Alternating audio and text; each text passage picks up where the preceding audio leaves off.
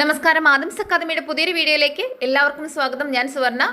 NIOS എക്സാംസിനെ സംബന്ധിച്ച് പുതിയൊരു update വന്നിരിക്കുകയാണ്. അതായത് പോസ്റ്റ്പോൺ ചെയ്തിരുന്ന എക്സാംസ് ഒക്കെ, മാറ്റിവെച്ച എക്സാംസ് ഒക്കെ ഏതൊക്കെ ഡേറ്റുകളിലാണ് ഇനി നടക്കാൻ പോകുന്നത് എന്നതിനെ സംബന്ധിച്ചാണ് ഇപ്പോൾ നോട്ടിഫിക്കേഷൻ വന്നിരിക്കുന്നത്. അപ്പോൾ നമുക്ക് വീഡിയോയിലേക്ക് പോകാം. അപ്പോൾ ആദ്യം നിങ്ങൾ അറിയാൻ കാത്തിരുന്ന വിഷയത്തിലേക്ക് വരാം. അതായത് നമ്മുടെ മാറ്റിവെച്ച പരീക്ഷ, ഓൾ ഇന്ത്യ ലെവലിൽ മാറ്റിവെച്ച പരീക്ഷകൾ ഡിസംബർ 2 നടക്കുക. അതായത് 2 December 2025 Tuesday physics, history, environmental science, library and information science തുടങ്ങിയ സീനിയർ സെക്കൻഡറി സബ്ജക്റ്റുകളൊക്കെ ആ ഒരു ഡേറ്റിൽ നടക്കും. 2:30 തൊട്ട് 5:30 വരെയാണ് സമയം. സെക്കൻഡറി കോഴ്സായ പെയിൻറ്റിങ്ങും അതേ ദിവസം തന്നെയാണ്. 2:30 തൊട്ട് 4:30 വരെയാണ് സമയം. ഇനി ഇത് കൂടാതെ നമുക്ക് ബീഹാർ സ്റ്റേറ്റിന് മാത്രമായിട്ടുള്ളത് കാണാൻ സാധിക്കും. അത് 29 നവംബർ 2025 സാറ്റർഡേ ആണ് ഡേറ്റ് കൊടുത്തിരിക്കുന്നത്. Biology, accountancy, introduction to law, military history തുടങ്ങിയ സബ്ജക്റ്റുകളൊക്കെ മാറ്റിവെച്ചിരുന്നു.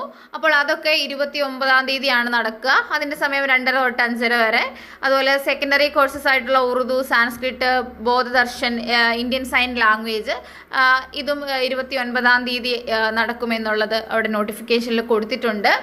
അതുപോലെ തന്നെ ബീഹാർ സ്റ്റേറ്റിലും നുവാപാദ അസംബ്ലി കോൺസ്റ്റിറ്റ്യുവൻസി ഓഫ് ഒഡീഷയിലും ഡിസംബർ 1 തിങ്കളാഴ്ച mathematics code number 311, Veda Adhyayan code number 345 എന്നീ സബ്ജക്റ്റുകളുടെ എക്സാംസ് നടക്കും.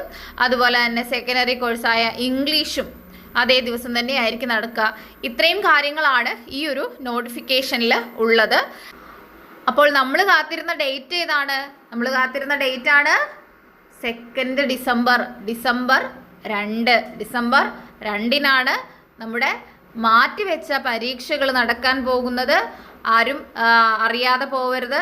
നിങ്ങൾ കൂട്ടുകാരിലേക്കൊക്കെ ഷെയർ ചെയ്ത് എത്തിക്കേണ്ടതാണ്. കാരണം ഇനി ആരും അറിയാതെ പോയിട്ട് ആ ഒരു എക്സാം മിസ്സാവണ്ട കേട്ടോ.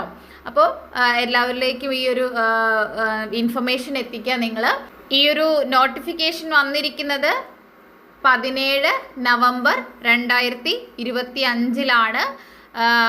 ഈ ഒരു നോട്ടിഫിക്കേഷൻ അനുസരിച്ച് റിവൈസ്ഡ് ഡേറ്റ്സ് ആയിട്ട് കൺഫേം ചെയ്തിട്ട് വന്നിട്ടുള്ള ഡേറ്റുകളാണിത്. അപ്പോൾ നമ്മുടെ മാറ്റിവെച്ച പ്രിപ്പറേഷനൊക്കെ റീസ്റ്റാർട്ട് ചെയ്യുക. ഫിസിക്സും ഹിസ്റ്ററിയും ഒക്കെ നല്ല രീതിയിൽ പ്രിപ്പയർ ചെയ്യുക. അപ്പോൾ ഹിസ്റ്ററിയൊക്കെ ആണെങ്കിലും എങ്ങനെയാണ് പഠിക്കേണ്ടത് എന്നതിനെ സംബന്ധിച്ച് ഓൾറെഡി നമ്മുടെ ചാനലിൽ വീഡിയോസ് അപ്ലോഡ് ചെയ്തിട്ടുണ്ട്.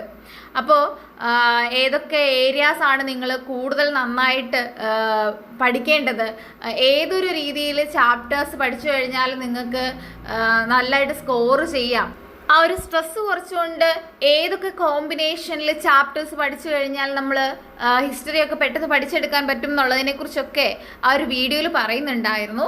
അപ്പോൾ നിങ്ങൾ ആരെങ്കിലും കാണാതെ പോയിട്ടുണ്ടെങ്കിൽ ഹിസ്റ്ററി പഠിക്കുന്ന വിദ്യാർത്ഥികളെ സംബന്ധിച്ച് നിങ്ങൾ ആ ഒരു വീഡിയോ കാണുക.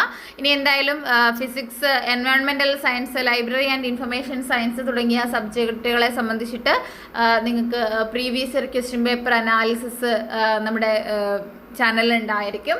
അപ്പോൾ എന്തായാലും ആ ഒരു എക്സാംസിന് പ്രിപ്പയർ ചെയ്യുന്നവർ നമ്മുടെ ചാനലൊന്ന് ശ്രദ്ധിക്കുക. നമ്മൾ ഉടനെ നിങ്ങൾക്ക് എങ്ങനെയാണ് കുറച്ചുകൂടി എളുപ്പമായിട്ട് ഈ സബ്ജക്റ്റുകൾ പഠിക്കാൻ സാധിക്കുന്നത് എന്നതിനെ സംബന്ധിച്ച് വീഡിയോസ് അപ്ലോഡ് ചെയ്യുന്നതായിരിക്കും. അതുപോലെ തന്നെ നിങ്ങൾ എപ്പോഴും ശ്രദ്ധിക്കേണ്ട ഒരു കാര്യം, എക്സാംസിന് പോകുമ്പോൾ നമുക്ക് കൊടുത്തിട്ടുള്ള ചാപ്റ്ററുകളുടെ എണ്ണം, പബ്ലിക് എക്സാമിനേഷന് കൊടുത്തിട്ടുള്ള ചാപ്റ്ററുകളുടെ എണ്ണം നോക്കുക. പകുതി ചാപ്റ്റർ എങ്കിലും നമ്മൾ പഠിച്ചിട്ട് പോകുന്നു എന്നുള്ളത് ഉറപ്പുവരുത്തണം. പ്രീവിയസ് ഇയർ ക്വസ്റ്റ്യൻ പേപ്പർ എന്ന് പറയുമ്പോൾ തൊട്ട് മുമ്പത്തെ ക്വസ്റ്റ്യൻ പേപ്പർ മാത്രം ചെയ്തുകൊണ്ട് പോകുന്നതിനകത്തൊരു ലോജിക്കില്ല. അത് നിങ്ങൾക്ക് അറിയാം അല്ലേ? അതേ ക്വസ്റ്റ്യൻസ് തന്നെ തൊട്ട് മുമ്പത്തെ തന്നെ റിപ്പീറ്റ് ചെയ്യണമെന്നില്ല. പക്ഷേ ഏരിയാസ് റിപ്പീറ്റ് ചെയ്യാം. തൊട്ട് മുമ്പ് ചോദിച്ചിട്ടുള്ള ക്വസ്റ്റ്യൻ പേപ്പറിൻ്റെ ഏരിയ റിപ്പീറ്റ് ചെയ്യാം. പക്ഷേ അതിന് മുമ്പുള്ള ക്വസ്റ്റ്യൻ പേപ്പേഴ്സും കൂടി നോക്കുക. അങ്ങനെ ഒരു പരന്ന രീതിയിൽ എല്ലാ ക്വസ്റ്റ്യൻസിൻ്റെയും ആൻസറൊക്കെ ഒന്ന് ചെയ്ത് നോക്കിയിട്ട് പോകുമ്പോൾ നമുക്ക് ഏരിയാസ് പെട്ടെന്ന് ഐഡൻറ്റിഫൈ ചെയ്തുകൊണ്ട് തന്നെ എങ്ങനെ ക്വസ്റ്റ്യൻ വരും എന്നുള്ള ആ ഒരു രീതിക്ക് തന്നെ പ്രിപ്പയർ ചെയ്തുകൊണ്ട് പോകാൻ സാധിക്കും. അങ്ങനെ ഒരു 2-3 ക്വസ്റ്റ്യൻ പേപ്പറൊക്കെ വർക്ക് ചെയ്തിട്ട് വേണം നിങ്ങൾ എക്സാമിന് പോവാൻ. ഇനി ഹിസ്റ്ററിയും ഫിസിക്സും ഒക്കെ ഉണ്ട് അല്ലേ? ഇങ്ങനെ പ്രിപ്പയർ ചെയ്ത് കഴിഞ്ഞാൽ കുറച്ചുകൂടി നന്നായിട്ട് ഫിസിക്സ് ഒക്കെ എഴുതാം. എൻവയോൺമെൻറ്റൽ സയൻസും ലൈബ്രറി ആൻഡ് ഇൻഫർമേഷൻ സയൻസും ഒക്കെ എത്ര നന്നായിട്ട് നമുക്ക് അറ്റൻഡ് ചെയ്യാം എന്നതിനെ സംബന്ധിച്ച് വീഡിയോ നമ്മൾ ഉടനെ അപ്ലോഡ് ചെയ്യും. അതുകൊണ്ട് നിങ്ങൾ ചാനൽ സബ്സ്ക്രൈബ് ചെയ്ത് തന്നെ കാത്തിരിക്കുക. നിങ്ങൾ ഓൾറെഡി പ്രിപ്പയർ ചെയ്തുകൊണ്ടിരുന്ന രീതിക്ക് ഒന്ന് മാറ്റം വരുത്തിയാൽ ചിലപ്പോൾ കുറച്ചും കൂടി എളുപ്പമായിട്ടൊക്കെ അത് പഠിക്കാൻ സാധിക്കും. അപ്പോൾ അത്തരം കാര്യങ്ങൾ നമ്മൾ അടുത്ത വീഡിയോയിൽ ഡിസ്കസ് ചെയ്യുന്നതായിരിക്കും. ദെൻ നിങ്ങൾ നല്ല രീതിയിൽ ബാക്കി എക്സാംസ് ഒക്കെ അറ്റൻഡ് ചെയ്തു എന്ന് വിചാരിക്കുന്നു. ടെൻഷനൊന്നും ഇല്ലാതിരിക്കുകയാണെന്ന് വിചാരിക്കുന്നു.